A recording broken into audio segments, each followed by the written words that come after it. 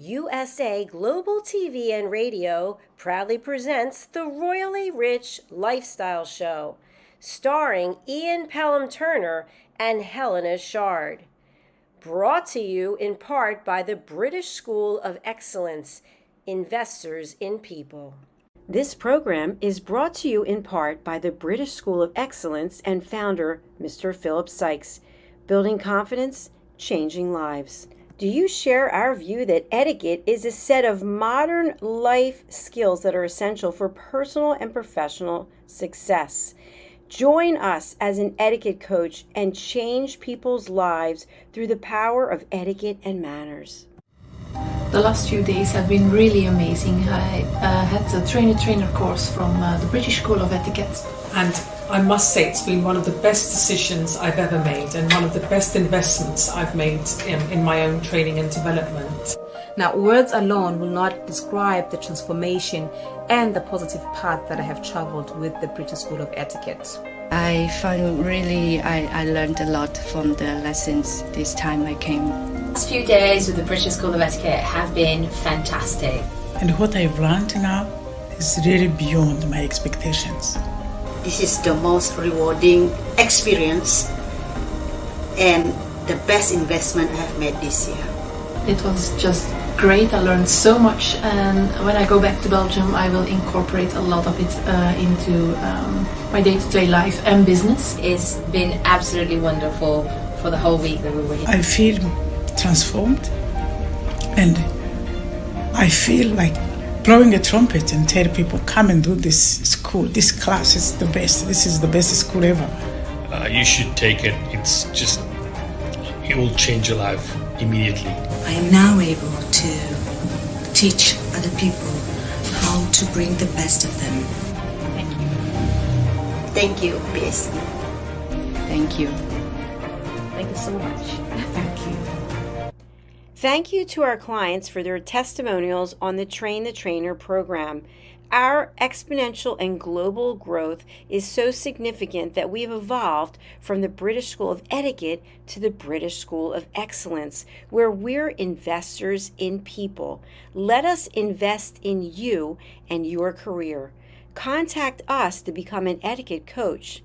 Go to thebritishschoolofexcellence.com. Start your career and elevate your success today.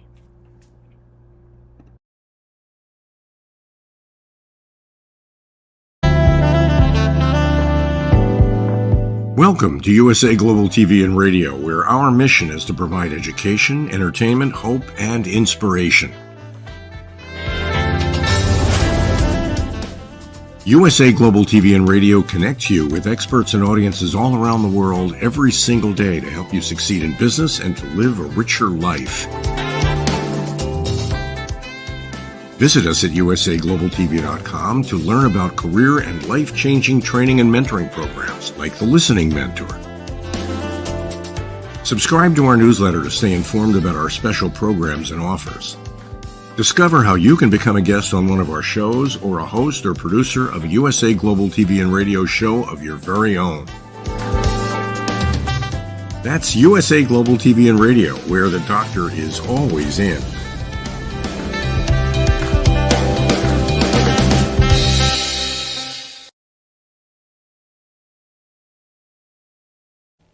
Hello and welcome to another edition of the Royally Rich Lifestyle Show with me, Ian Pelham Turner. And me, Helena CHARD. On ALB UK Television. Well, it's going to be full of royals, it's going to be full of interest. Everything's happening today. It is. We've got so much news. Absolutely. So let's roll the titles and get on with the show.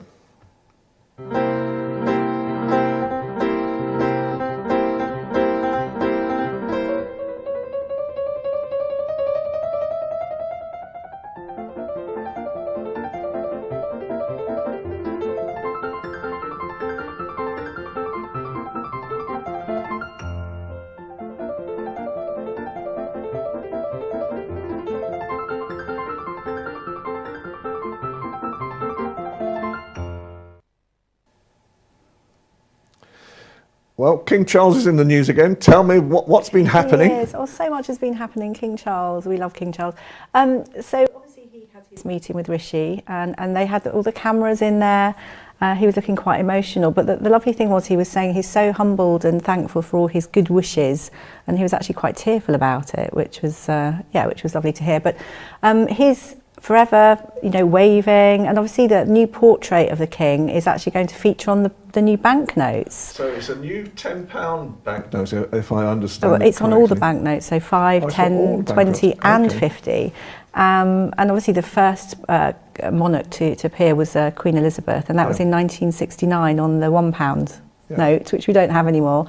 But so it's they're only going to bring it in. It's the tatty ones, really. And I think we have a picture of this new specimen £10 note, especially first of all. Yeah. But it's coming out later this year. But also, I think we may have a picture as well of Rishi Sunak, waxing lyrical with King Charles as well. So that's good. But the whole continuity, and he wants to be there. He wants to be with the people, showing he's okay. He's been courageous, and that's brilliant. And obviously Prince William has stepped up. So much is happening. Absolutely. But before that, the Crown. The new Crown. Not the Netflix one, the new one that's going to cost $5 million to get it printed out. And this is Charles's crown image rather than the Queen's image for gov.uk. So, and apparently it's a very subtle change, so I hear. Absolutely, and it's cost $5 million to get it printed. So, I mean, I understand when it's a crown and it's your crown, but it's quite a lot of money, I'd say. A lot of money, anyway. So we saw Prince William at the BAFTAs, and it was lovely to see him. He ran in late. But I would say it was slightly tricky because obviously Princess of Wales wasn't with him, and as gorgeous as he is in his suit and everything, it was sort of missing that glitz and glamour. But it was great fun, and it was really lovely to hear him talking to people and chatting and laughing and various things. Do you know what? I think they ought to buy those two a watch. Because I think he decided you remember last the coronation when they turned up late as well. I don't think that was their fault, but anyway, but I know what you mean, and I know Anfisa was trying to get a photograph of him as well, and he rushed past, so that was an impossibility. Our great photographer who's now joining us as well, and we're using her photographs, Anfisa Polikevich. Took me years to be able to pronounce her name, but beautiful pictures, along with mine, of course. And obviously, Prince William was at the Red Cross, and he was talking very seriously to everyone, and has now really come under fire, hasn't he? Should he be talking politically? Should he be so involved? I mean, what are your thoughts? I have my thoughts. It's this is a very dangerous thing. This is when I heard about it, I was quite shocked, to be quite honestly, because I think he's now straying into political territory, which is a minefield at the best of times, and then finally starting to do things like that. It is probably not the best course of action. And in reality, especially at a time when Charles is not well himself, it seems a strange thing to do to almost strengthen his own public image in some way. I don't know why he did it. I have a different feel on it. I do feel it's more of a humanitarian role that he's taken, and it's a modern monarchy now, and if he doesn't say anything, I mean, things are really, really quite bad, because obviously you've got the knock-on effects. It may be as simple as cost of food going up, but you have to say something. And it shows the willingness to be more involved and modernise. I get it. It was very carefully thought out. I don't think that was too political. Well, I don't know. He's definitely his daughter's son. His mother's son, should I say? His daughter's son. Absolutely. Anyway, Kate and her earrings now. Yeah, so Princess Kate, who's very missed. Lovely that jewellery has been, there's an earring that's been given to her, and it's the Catherine, I think it's called, the Catherine earring. But it's a brand that gave her an earring last year. I think the brand is Earsass. It's very pretty. So it's £27. It's got these little beads, as we can see on the screen. But they've sold out within a whoosh. But they're back in stock, and it's great. And it just goes to show how you can contact brands, doesn't it? And say, please use my, And I think earrings. we're showing a picture of the earrings. But I think it's lovely. It was the well. Issy Star last year that she wore, and it raised quite a lot of money for mental health. Excellent. So, going on from that, we're moving on fast today. So, the London Overground. Yes. the so it's 6 new lines. I loved it. They were sort of called the ginger lines before because you didn't really know what they were, and they're sort of orange colour. But these lines are distinct identities so that people can actually know where they're going, and obviously they establish quite well on the map. But it's to honour and celebrate different parts of London and also the unique history and culture behind it. So and you've got... I think the one I love is the Windrush line, because I think that's such a poignant moment in time as well. And I think the Caribbean population in London especially has really sort of taken that on board as their own as well. Yeah, so obviously they run through like Dalston Junction, Peckham Rye, West Croydon. Yep. Lioness line I like. Travelling through Wembley, obviously, to support the achievements of the England women's football team. Yep. And if people lose something on the... I know, I love this. This is the most amazing story, folks. I think it's really amazing that 6,000 items are lost on London transport every week, and I think the whole idea is that people always think, oh no, you know, I'm not going to get my brolly back. Someone's going to steal my bag. So no one actually contacts them to find their goods, but they've got so much stacked up. There's something like 62,000 items now in the new bus garage in West Ham, and the most unusual things is you can't get the buses in there. And the most unusual things is like a Darth Vader costume, and octopus costume, big huge cuddly toys. I mean, you just think to yourself, goodness. But there's so many things to remember as well. I think you're given a 3-month period, and then anything that's unclaimed is donated to charity. It's sold, but you are given a year for money. So always try and trace your lost items. Excellent. So, trying to trace Naomi Campbell, my goodness me, she suddenly turns up at London Fashion Week. She has, but don't forget, obviously she wasn't in it with her new antibacterial fashion night that we spoke about last week, but she was actually there making a surprise appearance. It's the 40th anniversary for London Fashion Week, and she was there for Burberry. And the designer, Daniel Lee Saw, was there. And they built this huge, humongous marquee in Victoria Park. And it was all really great, amazing people there. Jo Lum, we love Jo Lum, she was there. And Saltburn actor, Berry Keogh. But it was very, just right on, you know. Anyway, we're moving on to the new luxury hotel at the BT Tower, of all things. Which is fun. I'm sure it used to be, was it always the BT Tower? I think it was called something else. No, it was originally called the. It was called something, but they went into the BT Tower. I mean, anyway, amazing. 275 million deal. Just a mere 275 million. The history behind it. I mean, absolutely fantastic. And they've got a great designer now that's working on it. And I think what's extraordinary about it is they're repurposing it. So if you repurpose something and make it into something for more people to enjoy, even better. And they used to have a restaurant, I think. On the 334th floor, tower. And now they're going to make it a special apartment that's still going to rotate. Absolutely. So looking forward to seeing that. And I'm looking forward to just one last. This is my favourite item. This is why I've been rushing, folks, because now the ice cream parlour in Kentish Town has won another award. They've won another award. I mean, so this ice cream parlour, that they've won an award for a new sorbet, which I think is lemon and blackberry, if I remember rightly. But do you know what one of their most unusual ice creams is Marmite and buttered toast. Can you believe it? They've got something like 205 varieties, and they think that they do so well because they keep trying different things. And I think, how delicious. Absolutely. I love it. You're the ice cream fiend, aren't you? Dear God, does it show? Of course not. Of course not. Thank you. That wasn't a very convincing course not. What can I say? Anyway, we're just going to take a short break, and then we're going to bring Neil Gathani on, who is London's most popular pharmacist and an expert on what's happening in the pharmacy industry at the moment. Stay tuned.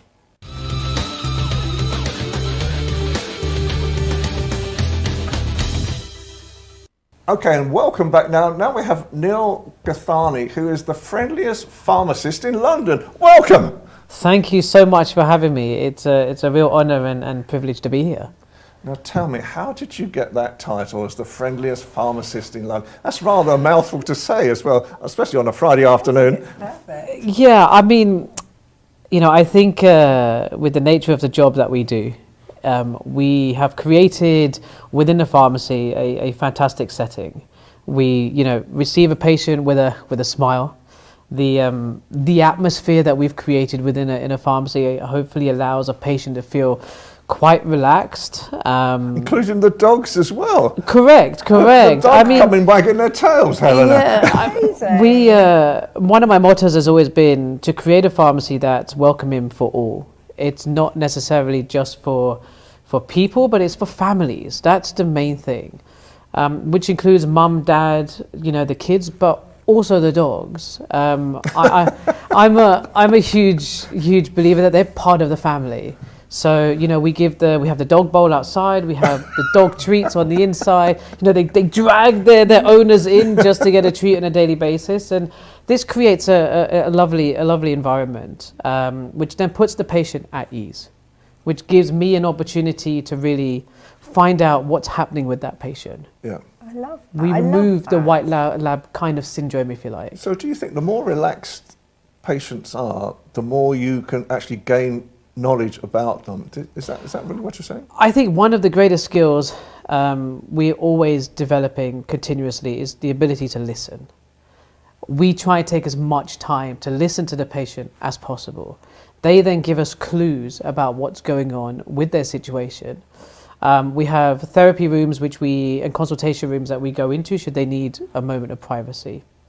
One of my biggest mottos within a pharmacy is to give the patient more information when they leave than when they came in with. Okay.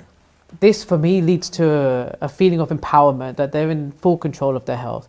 They've got the advice from me and my staff, and they can then go forward and live a much more healthier life. So lovely, I love that. And also animals, it's all about well-being, isn't it? Well, it's very difficult to be not being relaxed around an animal. They just put you at ease to begin with. Yeah. A lot of the time, unfortunately, people are told to leave their dogs outside. So the owner is normally a little bit anxious. Oh my God, my dog, I can hear them, they're whining outside, they're unhappy. This just takes it away. And the staff, we absolutely love having the dogs in. They're familiar faces now, it's great. Yeah. So Neil, you've developed this private prescription service, which sounds great. Can you tell us a little bit about it? Sure. It's a concept that I've been working on for some time. It's a bespoke, tailored service. It begins with the dispensing side of a prescription, but then tailor-making a delivery of the medication for the patient. So this could be at their home, could be at their hotel, could be at their planes last minute. The idea is to be as accessible for that as possible, which I think is key in today's day and age, to be able to make yourself accessible and available at any time. And then the service encompasses an opportunity for me to coach them how to use their medication. It gives them a bank of resource. They can contact me if they've got any issues, they have any questions. It allows me to put them at ease and just really help them to understand how to take the medication that they're taking. And furthermore, I'm a huge believer in complementary therapy as well. So it gives me an opportunity over a period of time to get to know the patient better. And for whatever deficiencies that they have also, we can supplement for. So they're getting conventional medicine meets complementary therapy. So they get the overall treatment. And you're trying to create something for developing countries as well now, in the way of medications. Well, tell me, what is the... So Caledonia Pharmacy, we're in a unique position to hold what we call a wholesale license, which gives us the ability to send medications abroad. Medicine shortages around the world have become, over the last few years, a real complex global issue. We are seeing supply chain issues, which has a domino effect for everyone involved in healthcare. So my aim is to try and bridge that gap, hopefully create relationships where we are able to provide all the treatments that's necessary. I mean, millions of people every year, like King Charles, has unfortunately been diagnosed with cancer. Yes. And this will be an opportunity to be able to get the right medication at the right time, so to make sure that patients' health is not put at risk at all. Excellent. So we're always hearing about the pressure that pharmacists are under. a huge amount. You know, so I'm sure you can tell us more. What do you feel about this? I feel the key to being, I guess, a successful pharmacist is to have the ability to adapt. The last few years has really shown us that we need to make sure that we are ready for anything.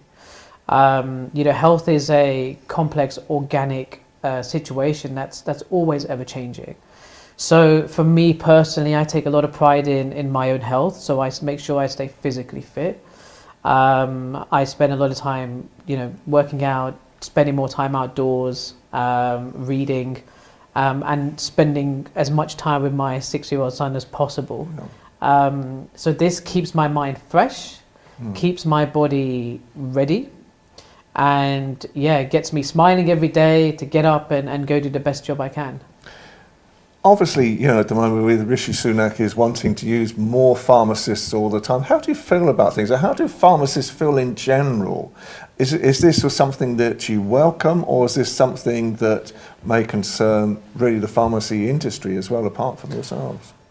I think, you know, I go back to looking at the last 3 or 4 years, and I think pharmacists have played a vital role, especially throughout the pandemic.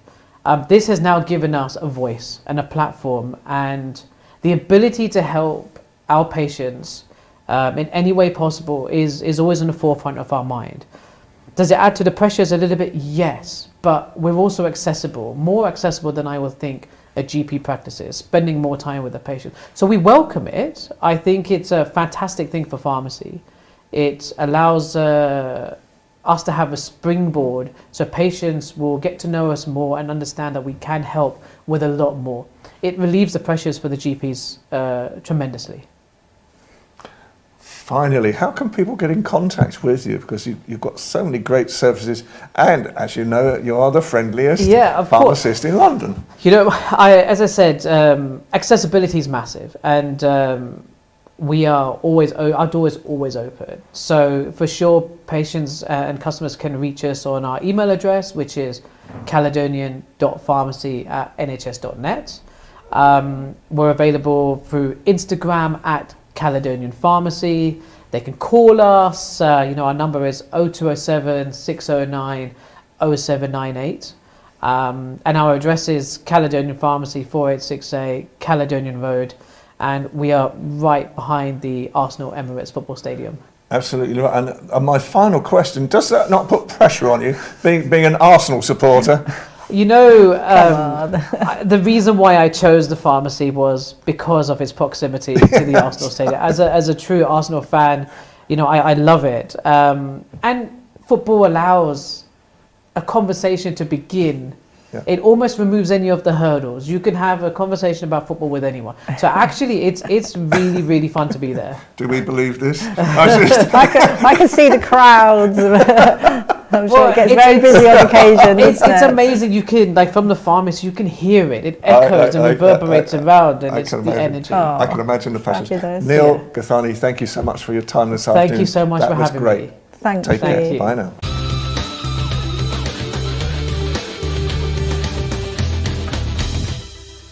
Well, Helena, that was a great story and great interest, you know, from Neil Gathani. And now we're with the wonderful Philip Sykes, the British School of Excellence. Welcome, Philip. Wonderful. Good afternoon to both of you, as always. You're looking wonderful and well. And how are things? Oh, busy. It's busy as we know you are completely. Yes. This week has flown. It has. Philip, we were just talking about various things, and you have these wonderful luxury London experiences, and they're sort of educational as well. It'd be really lovely to hear about them. Helena, that is one of our highlights in our calendar. Every June, which would have been traditionally, well, in the United Kingdom, for those of you out there, back in the day, it was known as the season. It's still sort of called the season, and it would have started in May and gone through to late September, where the very sort of fortunate, well-to-do families would come to London and experience some of England's or the UK's highlights, predominantly based out of London.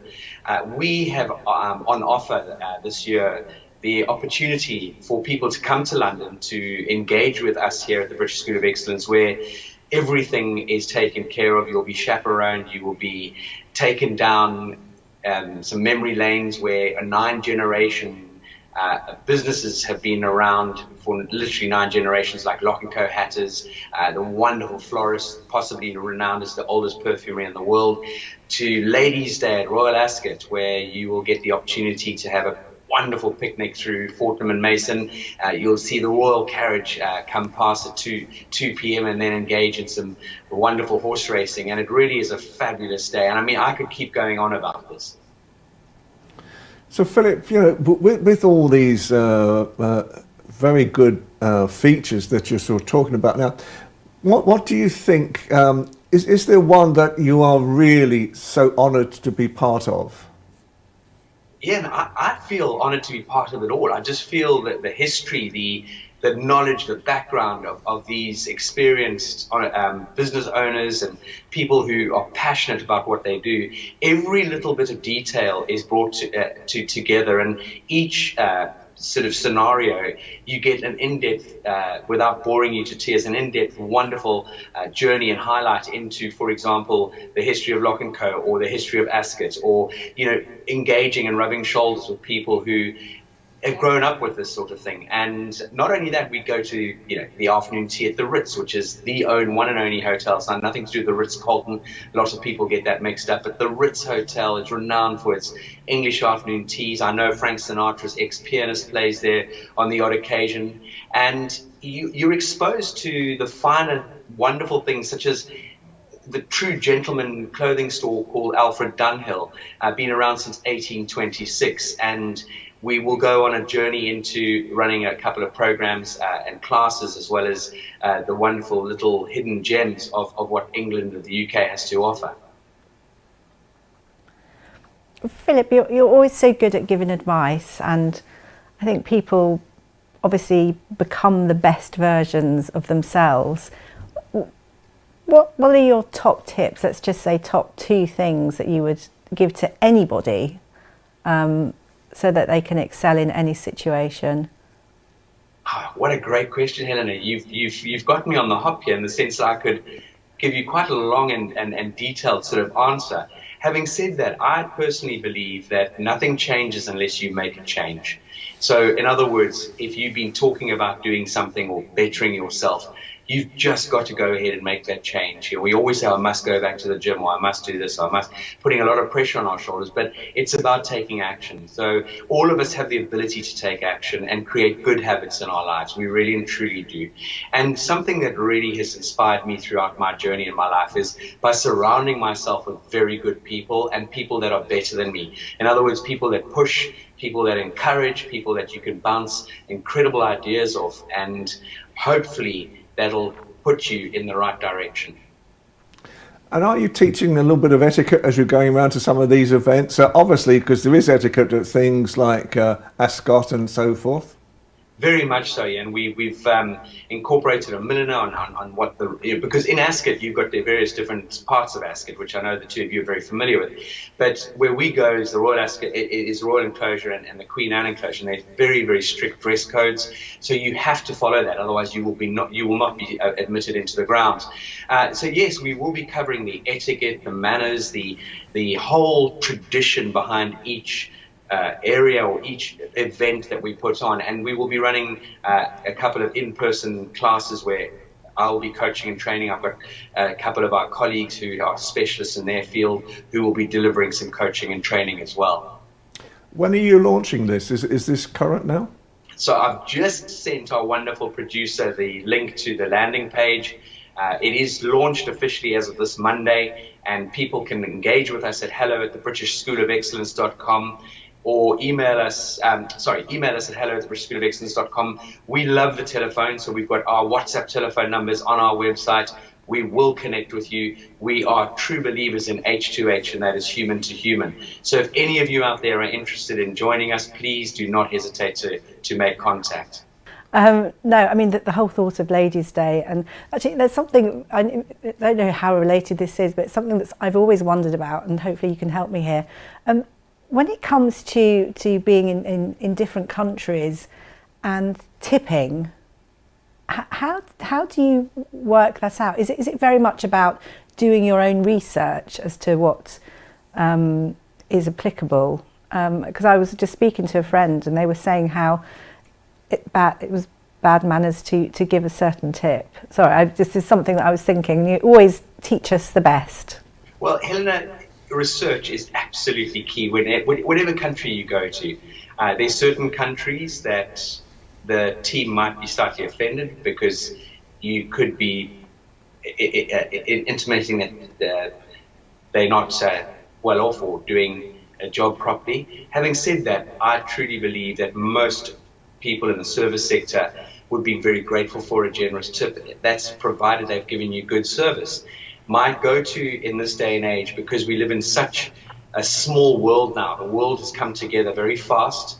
Just the UK alone, just London alone, you've got umpteen dozen nationalities in the UK, in London itself. And for me, I would always do your research. It's the same as the etiquette that you need to understand. If you, let's say, went to, as you both know and the audience know, I went to Qatar recently. I made sure, despite knowing a lot of the Arabic etiquette, I made sure that I polished up on my etiquette without hesitation. For example, I know I'm detracting, but they eat everything with their right hand, and that is very much what, as a Westerner, you need to take into account and show that respect and understanding for their culture and for the way they do things. So going back to tipping, I would always give you the guidance and steering that do your research. And one thing is in the US, tipping is expected in most industries, in taxis and restaurants and so on, and it's normally 15%, where here in the UK is between 10, 12, 12.5%. Yep. Philip, thank you so much for your time again this afternoon. Excellent advice. We will see you again next week. Take care. Take care. Have a lovely weekend. Thank you. Well, that was another interesting show. Great show. It's been a very busy show again today. So from me, Ian Pelham-Turner. And from me, Helena Chard. This was the Royally Rich Lifestyle Show on ALB UK Television. Watch us each and every week, please. And we will see you again next week. Bye for now.